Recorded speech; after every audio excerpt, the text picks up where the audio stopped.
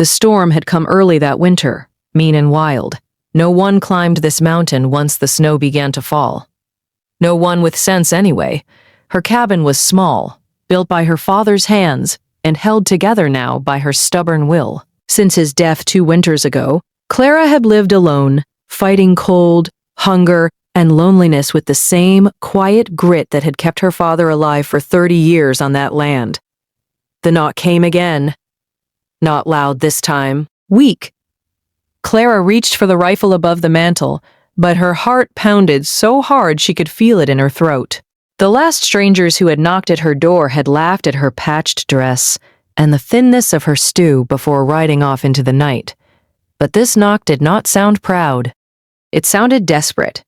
She stepped toward the window, wiping frost from the glass with her sleeve. Through the swirling snow, she saw a tall cowboy standing against the storm. His coat was heavy but stiff with ice. One arm held a small boy against his chest. The child's head hung low, limp with exhaustion. Behind them, 2 horses stood bowed against the wind, ribs showing, legs trembling. The boy's lips were blue. Clara swallowed hard. Her father's voice rose in her memory, firm and steady. Hospitality ain't optional in a storm. She set the rifle down and opened the door. The wind burst inside, and carrying snow across her floor. The cold cut through her thin shawl like a blade. The cowboy stepped forward, boots heavy with ice. Up close, she saw the lines on his face, deep and worn, and eyes dark with something that went beyond fatigue. "Ma'am," he said. Just that one word, but it carried miles of fear and a father's helplessness. Clara stepped aside. They entered, bringing the storm with them. She shut the door fast, and the roar outside softened to a distant howl against the logs. "By the fire," she said quickly. The cowboy knelt near the hearth and gently lowered the boy to the rug. Clara grabbed her only spare quilt, the one her mother had stitched before she passed, and wrapped it tightly around the child. He could not have been more than 8. His clothes were fine, though worn from travel, and his boots were expensive leather, not the kind a drifter's child usually wore. His hands, though frozen, were soft. "How long you been riding?" Clara asked, pouring water into her kettle. "Too long," the cowboy replied, voice rough. She brewed weak coffee and ladled stew into 2 chipped bowls. The boy woke slowly as warmth reached him. His eyes opened bright blue like summer sky. "Thank you, miss," he whispered, polite and careful in his speech. Clara felt something soften inside her chest. The boy ate with hunger. The cowboy barely touched his food. He watched his son like a man guarding treasure. Night deepened. Snow hammered the walls. Clara added another log to the fire. She felt the cowboy's gaze follow her movements, not with threat, but with something gentler, gratitude, maybe, and her disbelief that kindness still lived in places like this. When the boy finally slept, the cowboy stood at the window, staring into the storm. They're not just lost, Clara realized. They're running. Morning came pale and gray. The storm had weakened, but still held the mountain tight. Clara rose quietly and began making biscuits from the last of her flour. She added plum jam she had been saving for Christmas.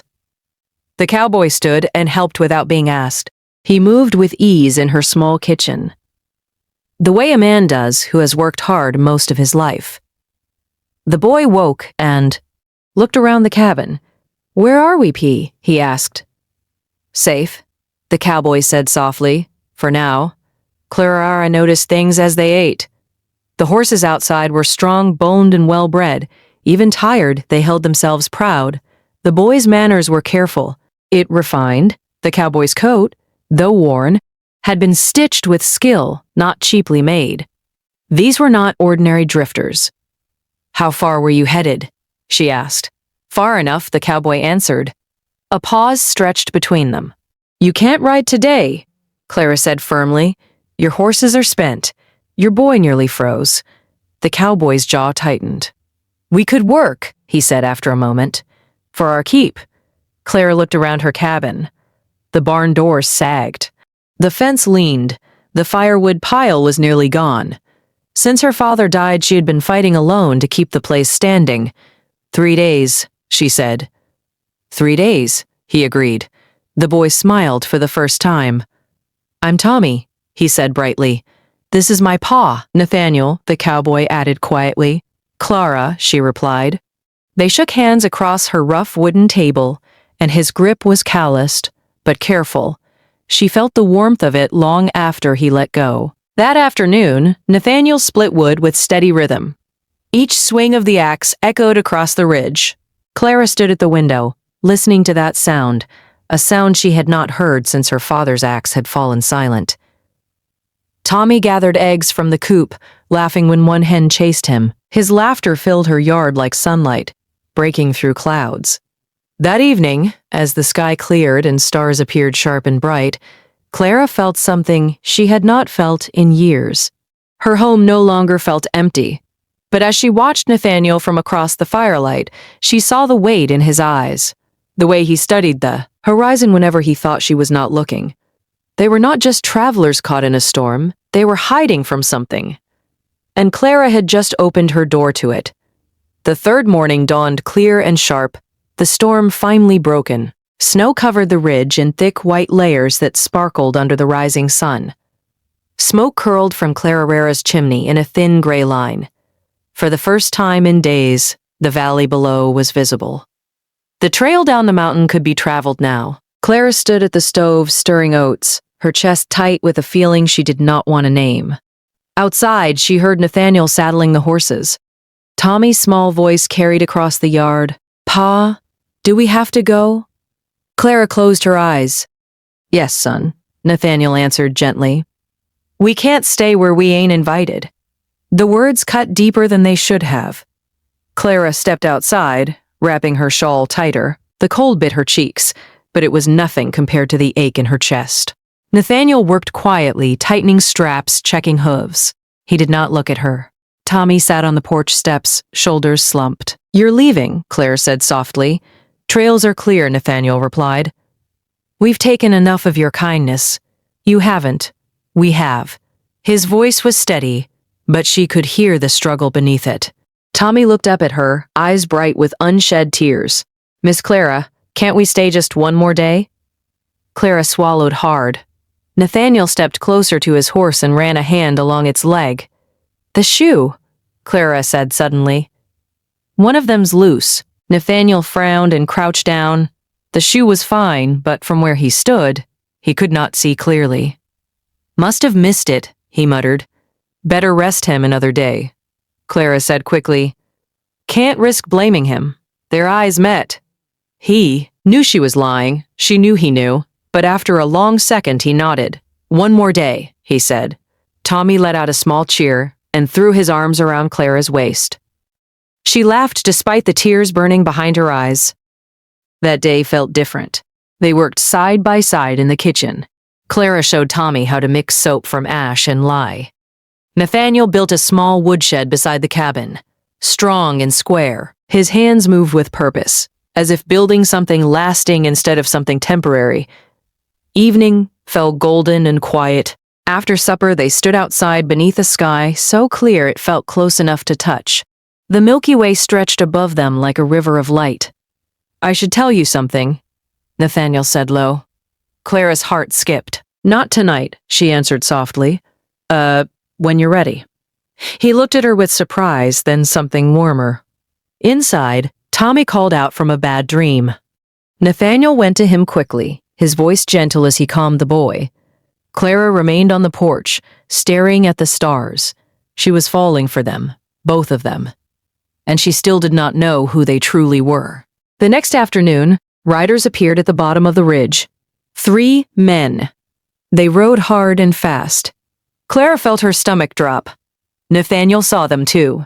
His face changed instantly. Whatever softness had been there vanished, replaced by something hard and guarded. Get inside, he said quietly. But it was too late. The riders reached the yard in a storm of snow and dirt. The one in front sat tall in his saddle, dressed in fine wool and polished boots. But his face carried the easy arrogance of a man who had never struggled a day in his life. Afternoon, Clara, he called with a sharp smile. Heard you got company. Clara stepped forward. You can leave, Lucas. Lucas ignored her. His gaze slid to Nathaniel standing in the doorway, Tommy half hidden behind him. "Well, now," Lucas said. "Who's this?" Nathaniel did not answer. Lucas leaned forward in his saddle. "You know there's a railroad coming through this territory. Your land's right in the path. I'm authorized to make you an offer." "Not for sale," Clara replied. Lucas chuckled. "That's so. I also heard you're behind on payments. Shame if you lost everything your daddy built." Clara felt heat rise to her face. She had begged the banker for more time. She had stretched every dollar thin. How did Lucas know? But Nathaniel stepped forward slightly. The movement was small, but Lucas's horse shifted nervously. "What's your name?" Lucas asked him sharply. "Doesn't matter," Nathaniel said. Lucas's eyes narrowed. A man who hides his name is hiding more than that. "Get off my land," Clara snapped. Lucas smirked. "Think about my offer before you lose it anyway." He turned his horse and rode off with his men, laughter trailing behind them. The yard fell silent. Clara turned to Nathaniel. "Tell me the truth," she demanded. "Who are you?" He looked at her, pain clear in his eyes. "A man trying to do right," he said quietly. "That's not enough. It's all I can give." The words hung heavy between them. That night, Clara lay awake, listening to the wind and to the quiet sounds of Nathaniel packing their few belongings. Before dawn. "Oh," she heard Tommy crying softly. "We can't leave her, Pa," the boy pleaded. "A man respects what's asked of him," Nathaniel replied, his voice breaking. Clara pressed her hand to her mouth to keep from sobbing. When morning came, she did not go outside to watch them leave. She stood at the window and listened to hoofbeats fade down the trail, and with each step, they took away from H. Their cabin, something inside her felt like it was breaking. Wait, before we move on, what do you think about the story so far? Drop your thoughts in the comments. I'm really curious to know. Clara did not remember falling to her knees, only the sound of the door closing and the silence that followed. The cabin felt empty again. Too empty. She had survived 2 winters alone after her father passed. She had endured hunger, cold, and the kind of loneliness that made a person forget their own voice. But this felt different. This felt like she had pushed away something good because she was afraid to hold it. Hours passed. The sun climbed higher. Snow melted slowly from the roof, dripping steady outside her window. A knock came at the door. Clara's heart jumped. She opened it to find old Moses, her nearest neighbor from 5 miles down the ridge. He rarely visited anyone. "You sent them away," he said quietly. Clara nodded. Moses stepped inside without waiting to be invited. "You know who that man is?" She shook her head. "Nathaniel Thorne Harrison," Moses said. "Only son of the Harrison Railroad Empire. Richest family in 3 territories." Clara felt the floor tilt beneath her. "Harrison," she whispered. Moses nodded. His wife died last year, bringing their 2nd child into the world. Baby didn't survive. Folks say he walked away from the company not long after, took the boy, and disappeared. Clara's hands trembled. Lucas found out he was in town. Moses continued. "Plans to expose him in the square tonight. Drag him back to that life. Use him to push that railroad through whether folks like it or not." "When?" Clara asked. Now?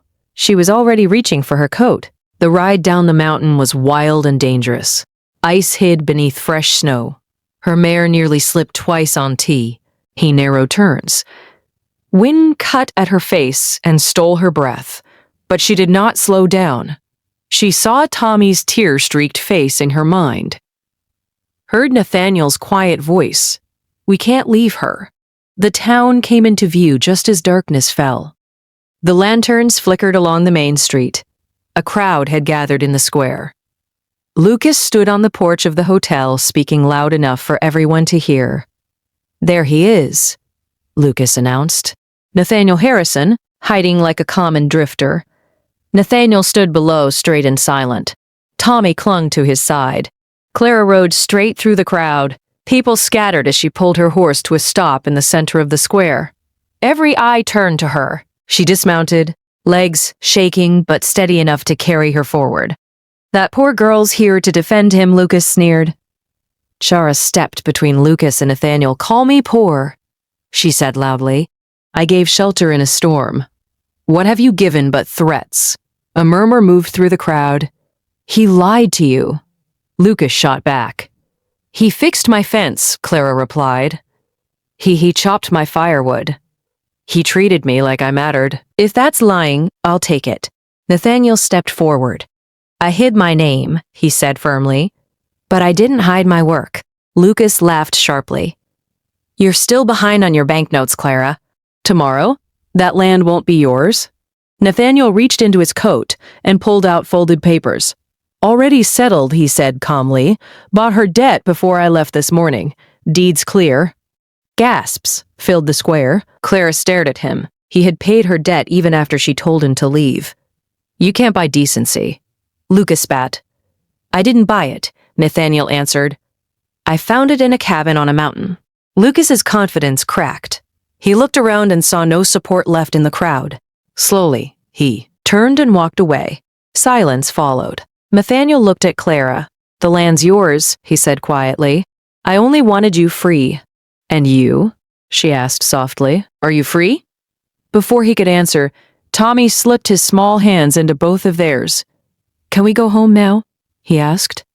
The word hit Clara like sunlight after winter. Home. She looked at Nathaniel. He looked back at her, uncertainty in his eyes. Yes, Clara said gently. Let's go home. Spring arrived late that year. But when it did, it came strong. Wildflowers covered the ridge in color. The snow melted into clear streams.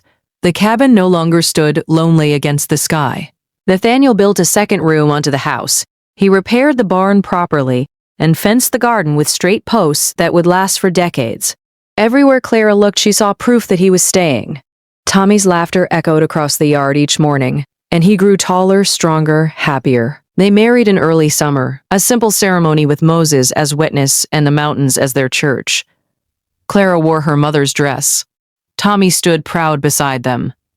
The cabin that once held only silence now held life. Months later, as autumn painted the ridge gold again, Clara stood at the doorway, watching Nathaniel teach Tommy how to mend fence. She rested a hand over her growing belly. The baby would come in winter. A full circle from the night 3 desperate knocks had changed everything. Nathaniel came up behind her, wrapping his arms around her carefully. You ever regret it? She asked softly. Walking away from all that wealth? He smiled down at her. I didn't walk away from wealth, he said. I found the real kind. Tommy ran toward them and holding a wild rose he had picked from the ridge. For the prettiest male on the mountain, he dead, declared proudly. Clara laughed and pulled him close. The wind carried the scent of pine and wild flowers. Smoke rose steady from their chimney. The storm that once brought strangers to her door had given her something she never knew she needed. She had opened her home to a tired cowboy and his grieving son. And somewhere between the firewood and the fences, between truth and trust, they had stopped being strangers. They had become family. And this time, when the wind knocked against her door, Clara did not feel afraid. She felt grateful, because she knew exactly who stood inside her home, and she knew she would never be alone.